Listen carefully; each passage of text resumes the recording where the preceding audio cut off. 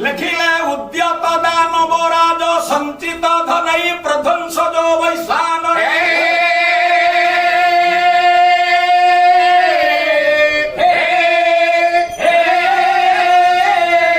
सीताभूत कमलार्जम रघुकुल क्षीरद स्मितद्युति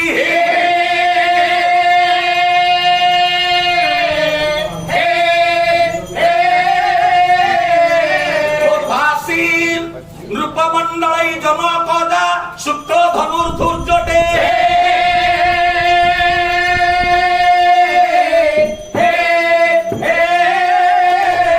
स्वयं भार्गव गर्भ पर्वत परि रामचंद्रवतु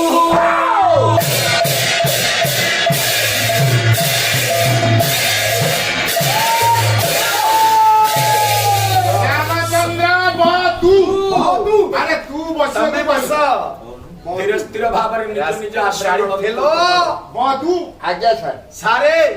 धीरे स्थिर भाव बस बस प्रबल गरम होछि ये नरम कृपा समानस्पद आज्ञा सर सभास्त धिमंत मया संप्रति परम ब्रह्म नमस्क्रियते हो आनंद कंद सचिदानंद वृंदारक वंद्य बंद्य पद्म पलाश लोचन आउ सर्व कारण कारण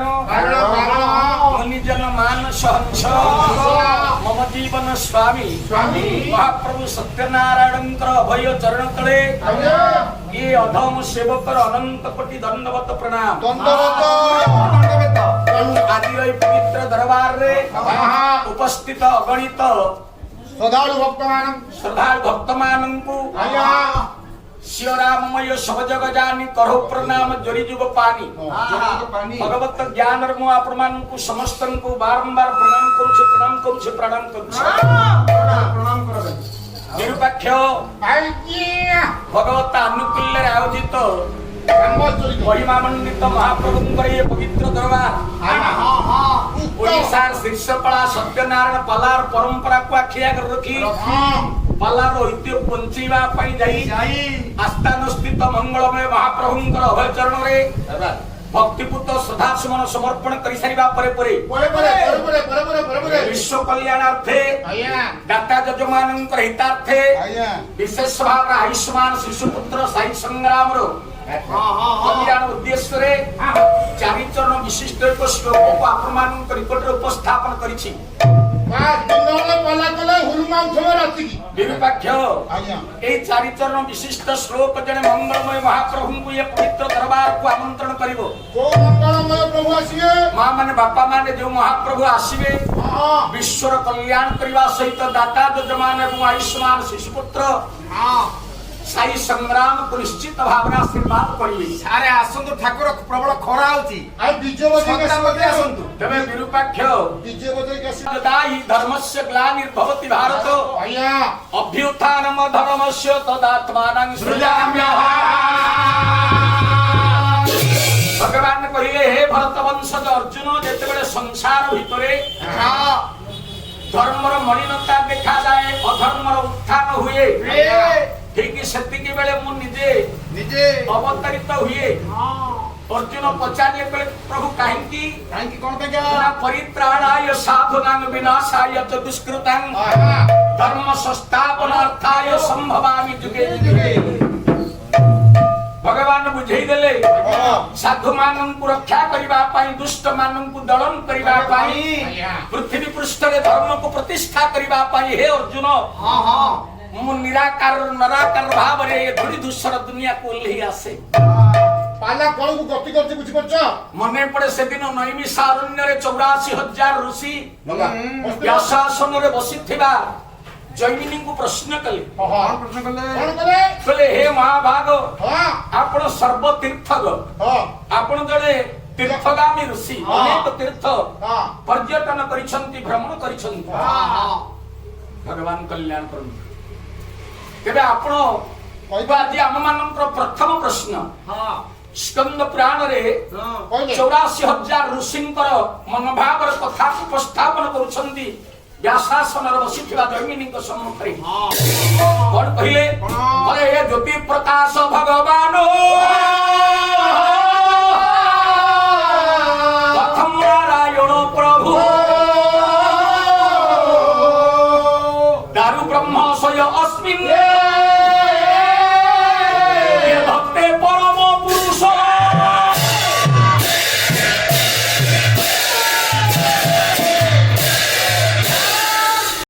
ସର୍ବ ଦୁଃଖାନ ଅଖଣ୍ଡାନନ୍ଦ ଦାନତ ସ୍ୱଭାବାତ ଦାରୁରେଶ ଏ ପରମ ବ୍ରହ୍ମ ଭିଦିୟତେ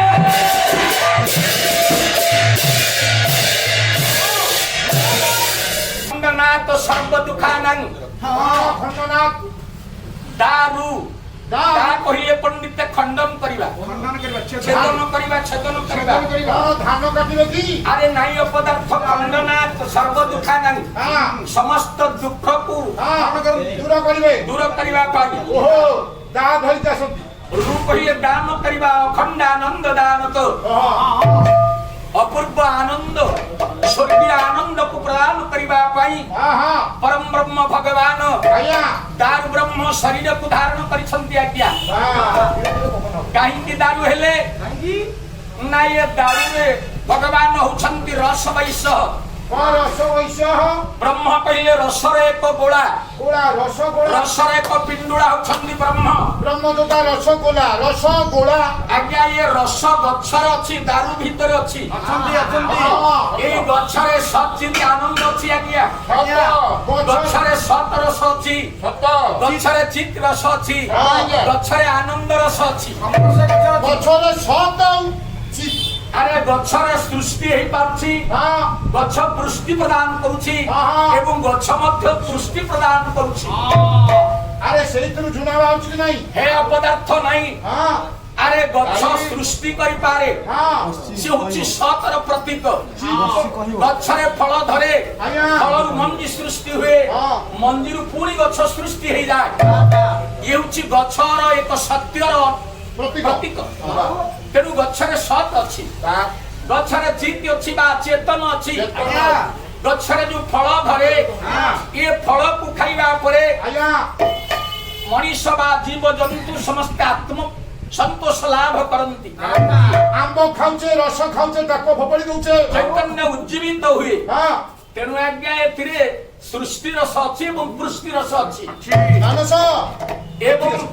ବୃକ୍ଷରେ ଛାୟା ଅଛି, ଛାୟା ଗଛରେ ଛାୟା ଅଛି। ଛାୟା କଣ କରେ? କଣ କରେ? ଆନନ୍ଦ ଲୋକମାନଙ୍କୁ ଆନନ୍ଦ ପ୍ରଦାନ କରେ, ଆନନ୍ଦ ପ୍ରଦାନ କରେ, ଶାନ୍ତି ପ୍ରଦାନ କରେ। ତେଣୁ କୋଉ ଗଛ ସାରେ? ଭଗବାନ ଏଇଥିପାଇଁ ଦାରୁ ବିଗ୍ରହ ହେଲେ, ଦାରୁ ରୂପକୁ ଧାରଣ କଲେ ଦାରୁ ବ୍ରହ୍ମ ଜଗନ୍ନାଥ ବୋଲି। ଗଛ ଭିତରେ ଗଛ ଅଛି, ସବୁ ଗଛ ଛାଇଦବ ନା? ନଡ଼ିଆ ଗଛ, ତାଳ ଗଛ, ଗଛ ଏଠି ଚନ୍ଦନପୁରରେ ଛାଇ ବସୁଥା। ଆରେ ତଥାପି ଗଛ ଫଳ ଦିଏ,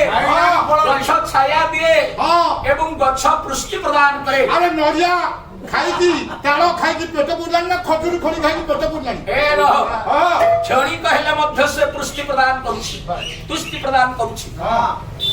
ଖାଲି ସେତିକି ନୁହଁ, ସେଦିନ କଲ୍ୟାଣମୟୀ ଭଗବତୀ ମା ପାର୍ବତୀ ମହାରାଣୀ ପ୍ରଶ୍ନ କଲେ ଶଙ୍କର ଭଗବାନ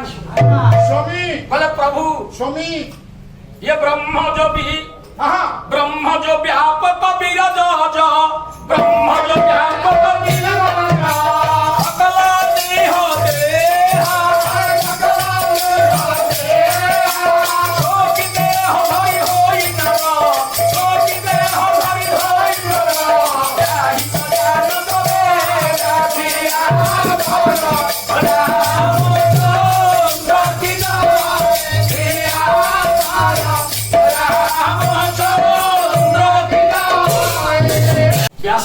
पचरा गला निर्गुण ब्रह्म भगवान कहीं निराकार भाव रे संसार भीतर को आसिले की उद्देश्य थिला वे तापण कहिबे कंस को विनाश करबा पाई भगवान अवतरित हेले वैकुंठ रे भगवान थाई जदि कहि थांते कंस तू मरि जा तेबे मरि जाई थांता आसरा पाई कोन आवश्यक थिला जब आसिलु काई नस व्यासा के लिखिले कले न माता न पिता तस्य भगवान करे कई मां नांती केही बापा नांती केही बापा नांती तोर के नांती के आपना ना न भार्या न सीता दया केही स्त्री नांती कि पुओ झियो तांकर नांती नाही आत्मीय न परस्त्रापी हे हे तांकर केही आत्मीय नुहंती बा केही पर नुहंती ना न देह भगवान कर देह नाही नाही देह न देह जन्म एवं भगवान जन्म मध्य नाही देह नाही तो जन्म नाही हबो न तो कर्मसु लोके ये यो लोक पर भगवान किछि कर्म मध्य नाही वो पचनी तेबे काहे कि महाप्रभु आसंती सतजन मिश्र जोनिसु सतजन मिश्र जोनिसु जो मिश्र जोनि शब्दटी व्यवहार करिसंती मिश्र जोनि माने मिश्रित जोनि आ कोन या निश्चित भाव रे गभीर अर्थवाचक मिश्र जोनि आसंती सो विग्रहार्थ साधना परित्राणाय कल्पते व्यास कहिले साधुमानंकु वैकुंठपुर रे जोड़िए कथा नाही वो कथा सर गोटे क्रीड़ा भूमि अभाव सेठी खेलिबा पाई जगह नाही नाही कोन हला क्रिकेट खेला नाही अरे वैकुंठपुर रे क्रीड़ा भूमि नाही मोटो नाही एते जिम नाही लोबा वैकुंठपुर रे सत्संग नाही ना ना सत्संग नाही हेला हां अनेक जिनिस तो स्वर्ग रे नाही क्षीर नाही केवल आम्हाला भगवान काहींकी आसिले किमिति आसिले ना काहींकी संसार भीतर को आसंती ना साधु मानक सहित क्रीड़ा करबा पई आसंती खेलिबा पई आसंती एवं केमिति आसंती ना मिश्र जोनिसु माने सार बुझेलानी मिश्र जोनि रे आसंती हां माने ब्राह्मण घरे सब आसत अरे नहीं ब्राह्मण घर नुहे आउ आकाश केतेबेले पुरुष भाव रे आसंती तो केतेबेले भगवान नारी रूप रे आसंती मिश्र जोनि रे केतेबेले तिर्यक जोनि रे आसंती केतेबेले पशु जोनि रे आसंती भगवान आसंती संसार भीतर को साधु मान मिश्र मिश्र जोनि माने मिश्र जोनि आउ हां मिश्र भाईना पाला रहउछथि तो निरुपाक्ष आज्ञा अरे भगवान सत्य जुग रे हां मिश्र जोनि रे आसिले थोड़ा नारी रूप रे आसिले नारी रूप नारी रूप रे आसंती भगवान दर्शन नुह गोटे पद छंद गाइबा गेले के भक्त कवि दीन कृष्ण दास ओ घाटी दियो ये गोला मनरे विचार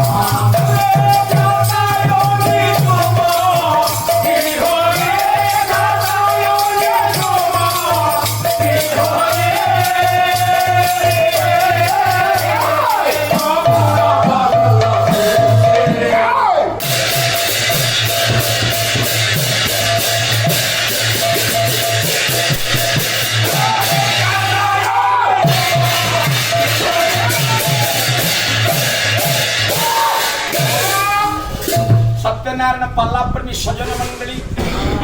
द्वापर युग कहानी आपण माने निश्चित भाव में समस्त अवगत हेथि जेतेबेले आज्ञा दुर्मिळ नंदन कंस तार भौणी भिणोई को रथरे बसई नगर परिक्रमा करुथिला ଦୋଷମୁକ୍ତ କଲା ଏ ପଣ୍ଡିତ ଦେବଗିରି ଚୁଟି ଦେବାକି କୁଆଡେ ଗଲୁ ତୁ ତୁ ମୋରି ଭଉଣୀ ମୋ ମା ଗର୍ଭରୁ ତୁ ଜନ୍ମ ହେଇଛୁ ଗୋଟିଏ ମା ଠୁ ଜନ୍ମ ହେଇ ମୋତେ ପୁଣି ବିନାଶ କରିବାକୁ ଚେଷ୍ଟା କରୁଛ ତେଣୁ ମୁଁ ତୋତେ ମାରିଦେବି ମୁଁ ଭାଇ ନୁହଁ ନିକଟରେ ଥିଲେ ବସୁଦେବ ଆଜ୍ଞା ଦାନ ଦଣ୍ଡ ଭେଦ ନୀତି ପ୍ରୟୋଗ କରି ବୁଝେଇଲେ କଂସକୁ କଂସ ଗୋଟିଏ ସର୍ତ୍ତରେ ଆଜ୍ଞା ରାଜି ହେଲା ସତର କଣ ବସୁଦେବ ବୁଝେଇଲେ ରେ କଂସ ଦେବକୀର ଅଷ୍ଟମ ଗର୍ଭ ସନ୍ତାନଟା ତୋର ଶତ୍ରୁ ହବ କିନ୍ତୁ ଦେବକୀ ତ ଶତ୍ରୁ ନୁହଁ ନାଇଁ ନାଇଁ ନାଇଁ କାହିଁକି ଓ କାରଣଟାରେ ନାରୀବଦ୍ଧ କରିବୁ ହେ ଭାଇ କଂସ ତେଣୁ କଂସ ବିଚାର କଲା ବାସ୍ତବିକ ତା ପୁଅଟା ସିନା ଶତ୍ରୁ ମୋ ଭଉଣୀ ତ ମୋର ଶତ୍ରୁ ନୁହେଁ ନକର ରୋଷ ତେବେ କୁହ ସତ୍ୟ କରି କୁହ ଯେତେଟା ସନ୍ତାନ ଜନ୍ମ ହେବେ ସତ୍ୟ ସନ୍ତାନକୁ ମତେ ପ୍ରଦାନ କରିବ ତ ଆଜି ହେଇଗଲେ ବସୁଦେବ ଭାଇ ଟେକିଦେବି ତଥାପି ବୁଝିଲାନି କଂସର ମନ କଲେ ନାଇଁ ନାଇଁ ତମ ଦି ଜଣକୁ ବନ୍ଦୀ କରି ରଖିବି ବନ୍ଦୀ କରିବି ତେଣୁ ଦୁର୍ମିଳ ନନ୍ଦନ କଂସ ଦେବକୀ ବସୁଦେବଙ୍କୁ ଅନ୍ଧକାର କାରା କୋଠରୀରେ ଶୃଙ୍ଖଳାବଦ୍ଧ କରି ରଖିଲା କୋଡା ରୁଟି ଦେଲା ଖାଇବ ଗୋଟିକ ପରେ ଗୋଟିଏ ଛୁଆ ଜନ୍ମ ହୁଅନ୍ତି କଂସ ହାତକୁ ଟେକି ଦିଅନ୍ତି ସପ୍ତମ ଗର୍ଭ ଅନ୍ତର୍ଧ୍ୟାନ ହେଇଗଲା ଅଷ୍ଟମ ଗର୍ଭରେ ପୁରାଣ ପୁରୁଷ ଭଗବାନ ଆସିଲେ ଏବଂ ନିଜ ମାୟା ବଳରେ ବସୁଦେବଙ୍କର ମାଧ୍ୟମରେ ସ୍ଥାନାନ୍ତରିତ ହେଇଗଲେ ଗୋପକଟକକୁ ଚାଲିଗଲେ ଗୋପକଟକରେ ନନ୍ଦ ଘରେ ଝିଅଟିଏ ଜନ୍ମ ନେଇଥିଲା ସେଇ ଝିଅଟାକୁ ନେଇ ଆସିଲେ କାରାଗାରକୁ ପରିବେଶ ପୁଣି ଯେମିତି ଥିଲା ସେମିତି ହେଇଗଲା କୁଆ କୁଆ ଶବ୍ଦରେ ଅନ୍ଧକାର କାରା କୋଠରୀ ଫାଟି ପଡିଲା ସମସ୍ତେ ଜାଗ୍ରତ ହେଲେ ଦେବକୀର ଅଷ୍ଟମ ଗର୍ଭ ସନ୍ତାନ ଭୂମିଷ୍ଠ ହେଇଛି କଂସ ନିକଟରେ କଂସ ପ୍ରତୀକ୍ଷା କରିଥିଲା ଅଷ୍ଟମ ଗର୍ଭ ସନ୍ତାନକୁ ବେଳାରେ ଅଷ୍ଟମ ଗର୍ଭର ମୋ ଭଉଣୀ ଗର୍ଭରୁ କଣ ଜନ୍ମ ହେଇଛି ଆଣ ନଉଛି ଦାସୀଟିଏ ଦେବକୀ ମାଙ୍କ କୋଳରୁ ଭିଡି ନେଇଗଲା କଳା ଝିଅଟାକୁ ସନ୍ତତିଟି ହାତରେ ଧରିଲା କଂସ ଚମକି ପଡିଲା ମୁଁ ତ ସୈନ୍ୟବାଣୀ ଶୁଣିଥିଲି ଅଷ୍ଟମ ଗର୍ଭରେ ତାର ପୁଅଟିଏ ହବ ବୋଲି ଝିଅଟିଏ ହେଇଛି ତେବେ ଏ ଝିଅଟା କଣ ଏ କଂସକୁ ମାରି ଦେଇ ପାରିବ ପୁରାଣ ପୃଷ୍ଠାକୁ ଓଲଟେଇଲା କଂସ ବେଳାରେ ନାଇଁ ଅବଳା ଦୁର୍ବଳା ନୁହେଁ ସେ ଲାସ୍ୟମୟୀ ସେ ହାସ୍ୟମୟୀ ସେ ଶକ୍ତିମୟୀ କଣ ନ କରିପାରେ ସେ ସତ୍ୟ ଯୁଗରେ ଏମିତି ନାରୀ ମାନେ ଆସିଛନ୍ତି ଆସିଥିଲା କିଏ ଆସିଥିଲା ଗୋଟେ ନାରୀ ରୂପରେ ସେ ନାରୀ କିଏ ସେ ନାରୀ ହଉଛି ଆଜ୍ଞା ମାଳତୀ ପ୍ରହ୍ଲାଦଙ୍କର ପୁତ୍ର ହେଲେ ବୈଲୋଚନ ବୈଲୋଚନଙ୍କର ପୁତ୍ର ହଉଛି କିଏ ସେ ଆପଣଙ୍କର ବଳି ନାଇଁ ତେଣୁ ଏ ପ୍ରହ୍ଲାଦର ପୁଅ ଯୋଉ ବୈଲୋଚନ ଦୁର୍ଦ୍ଦଶ ରାକ୍ଷସ ରାଜ ବ୍ରହ୍ମାବରରେ ବଳିୟାର ହବା ପାଇଁ କଠୋର ତପସ୍ୟା କଲା ବ୍ରହ୍ମା ତପସ୍ୟାର ସନ୍ତୁଷ୍ଟ ହେଲେ ଡାକିଲେ କହିଲେ ବୈଲୋଚନ କଣ ମାଗୁଛ ମାଗ ଅମର ବର ଯାଚନା କଲା ପଣ୍ଡିତ ବୈଲୋଚନ ବ୍ରହ୍ମା ହସିଦେଲେ କହିଲେ ମୁଁ ଅମର ବର ତତେ ଦେଇପାରିବି ନାହିଁ ଅମର ବର ନାହିଁ ରେ ମୋ କିଆ ପରେ ଅମର ବର ନାହିଁ ମୋ କୋଷରେ ବ୍ରହ୍ମା କହିଲେ ରେ ବୈଲୋଚନ ମୁଁ ମଧ୍ୟ ଅମର ନୁହେଁ ସମୟ ଆସିଲେ ମତେ ଆସନରୁ ଓହ୍ଲେଇବାକୁ ପଡେ ତେଣୁ ମୁଁ ତତେ ଅମର ବର ଦେଇପାରିବି ନାହିଁ ଯଦି ମରିବା ପାଇଁ କିଛି ବର ମାଗୁଛୁ ମାଗ ଏଇଠି ଆଜ୍ଞା ହାତ ଯୋଡ଼ିଲା ବୈଲୋଚନ ପଲାଇଏ ଜଳେ ନଳେ ମୋ ନଳେ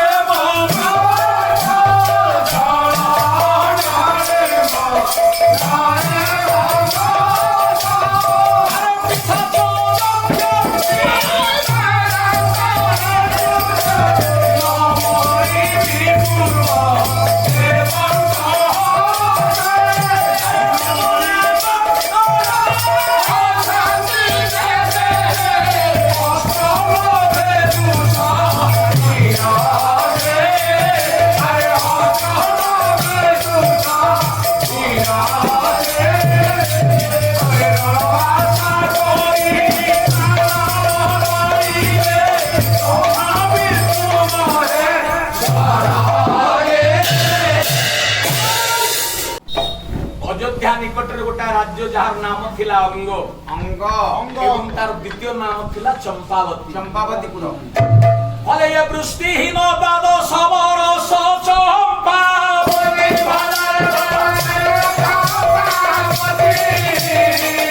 चिंता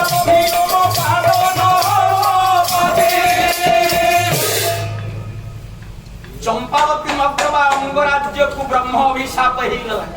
बाबा काहे ब्रह्म अभिशाप हो गला कौन बेटा राजा लोमपाद जने प्रजानुरंजन राजा थिले चिल्ले सत्यसंध राजा थिले चिल्ले दानशील राजा थिले आओ कौन दान दे विचार कले हस्त पवित्रम जदि दान पुण्य बात ये हस्त सार्थकता हबो जते बेले आपण ताहा किछि दान करिवे आओ कोन तेणु लोमपाद विचार कले किछि कय दान मध्ये श्रेष्ठ गोदान विचारे असंख्य जंतीव आय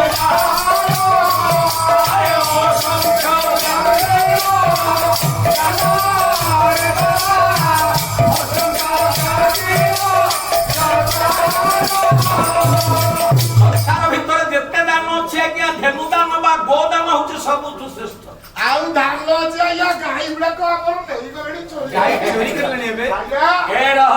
आओ गाई कोन क्षीर देबे आजिकाली आमे आ गाई सब रखुनी गाय चोर बाहरलानी नहीं हां आपण मानकर सचिदा उत्तरा सची राउ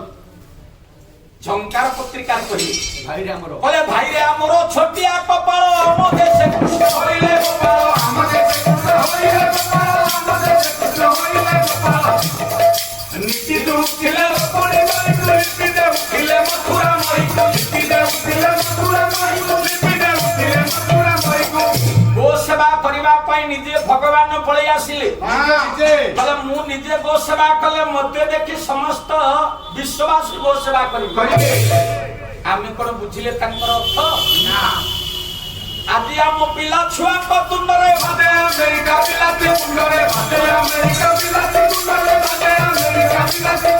जोजना उपरे जोतला दियाई तारण भूमि हेलानी कियाई तारण भूमि हेलानी कियाई तारण भूमि हेलानी कियाई सेते सब गोचरण अछि सब को बिक्री गले तुम गां वाला बिक्री छथि गाई गुरु हमर नाम दे आओ गाई गरी चले छथि जो गां रे जो कोठ घर अछि कोठ जगह अछि ताकू सब विरुद्ध अरे गो सेवा कले केते पुण्य मिले आओ अछथि गाई सब रास्ता रे सोइलेनी गोमाता देह किए किए अछंती जानि छथि आपण बोले राजी तंत्र में कमल जा बोले विष्णु मुखे रुद्र गात्रे सुपर बाण धपि संजय गोमे चहसय यस्य खुराग्रते अष्टकुला अष्टकुला पर्वत मुत्रय सुरपगाश्च नेत्रय भास्कर शशिल